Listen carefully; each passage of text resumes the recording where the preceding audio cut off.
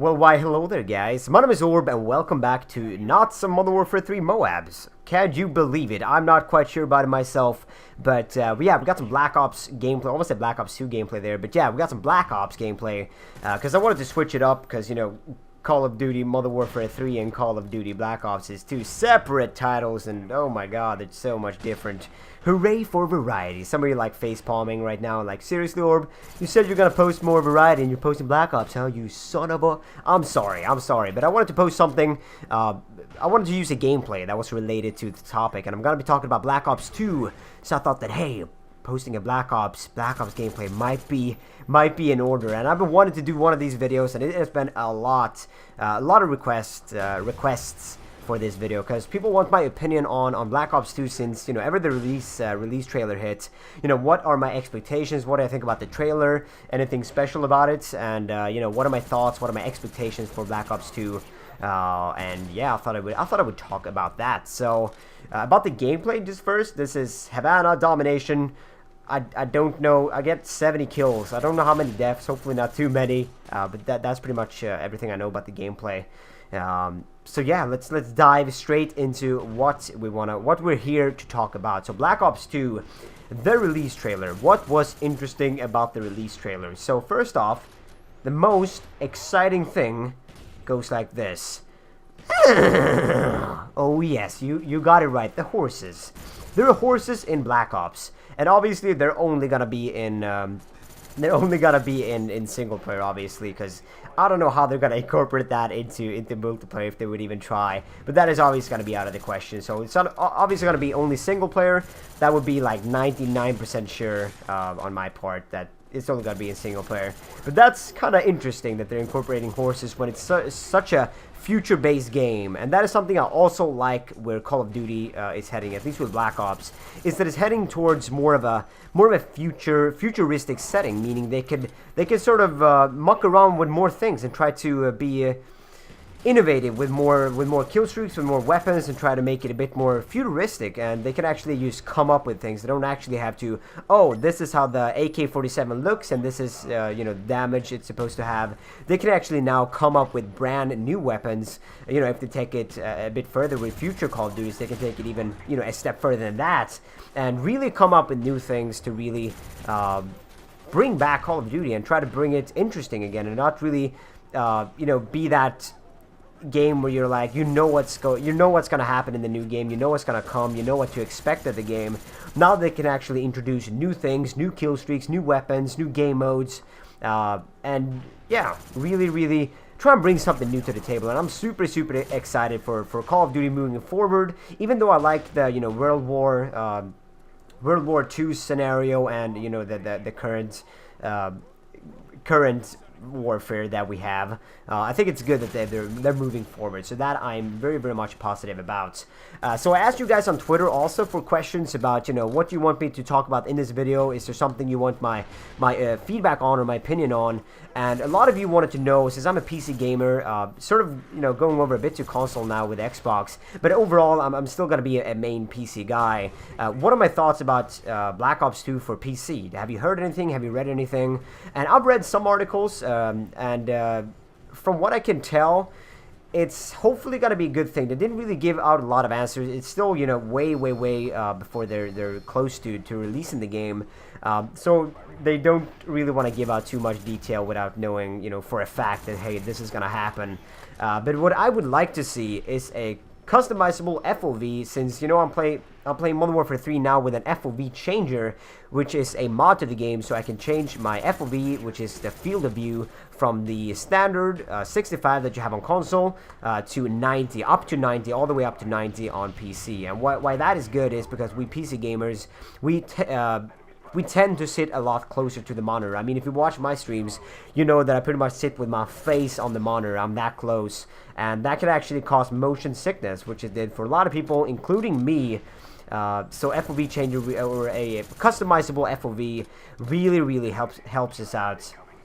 And I would like to see that in Black Ops 2, not a mod or just in the game from the start. And that was actually in Black Ops, you know, the game that we're watching now. So hopefully they will actually keep that in there and not try and change things. I don't know why they would, but hopefully they will keep that in there. The second thing I want for as far as PC gaming goes is dedicated servers, and I'm not talking about dedicated servers as far as Modern Warfare 3 goes. I'm talking about dedicated servers as with Black Ops. I don't want that you can't rank up in dedicated servers or anything like that that you had in Modern Warfare 3. I want to be able to have dedicated servers so that you could actually play on a solid server that everybody has the possibility of having equal ping. So you don't have to have one host that either has that either causes the game to have lag compensation, or that it causes the game to have the host has a sort of an advantage. I don't want that to happen at all. I want it to be fair game and fair play, and I think dedicated servers really bring that to the table. Another feature that I would like to see is the console which is where you can enter commands and stuff, and it's a lot easier for PC gamers to muck around with settings, and it's just easier to change and edit settings that you have. You don't have to look through the menu and try to find each individual setting. You can actually just know the command by hand, and that is what I used in Counter-Strike. For anybody just playing Counter-Strike, you know that the console was the way to go. You can't really incorporate all the different options in the options menu in the game. You actually, by having a console, you allow the player to have a lot more freedom when it comes to customizing your game and customizing your graphics and everything for how good of a PC you actually have. So I would like to see a console as well, but those are some of the major PC features that I would like to see.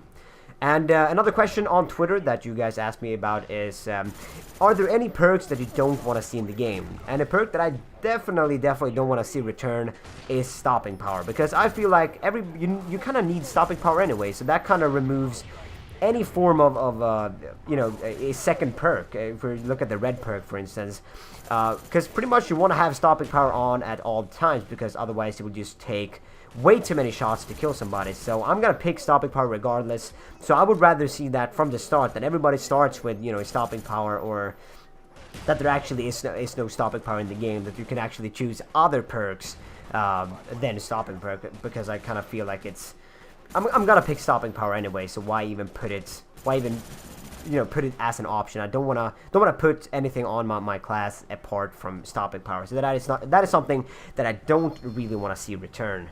As with Modern Warfare 2, for instance. Another thing that I don't want to see return is not really a perk, but rather a death streak. I don't want to see any death streaks, because if you've been watching my stream, if you've been watching my videos, you know me by now.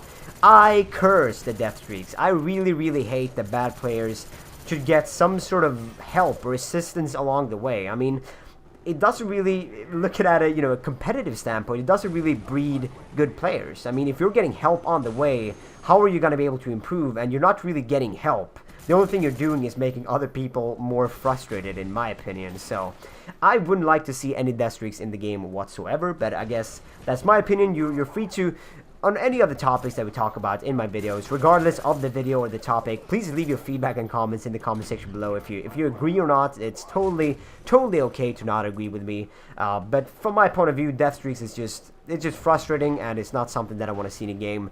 I don't really think it suits any type of competitive game, or helps you in improving as a player.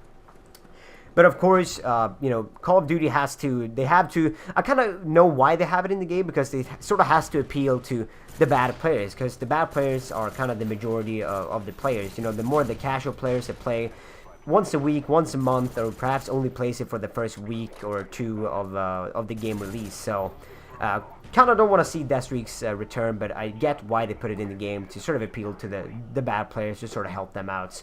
But that is kind of everything I wanted to talk about in this video. So if you wanted my feedback or opinion on something I didn't talk about, please put it down in the comment section below, and I may talk about it in an upcoming video, or just give you a straight answer in the comment section. But yeah, guys, please hit the like button, or the rating, I should say. You don't have to like the video, just rate the video. Really helps me out a lot in getting more exposure to my channel. Yeah, that's pretty much everything. So have an awesome day. I'm out. Later, guys. Bye.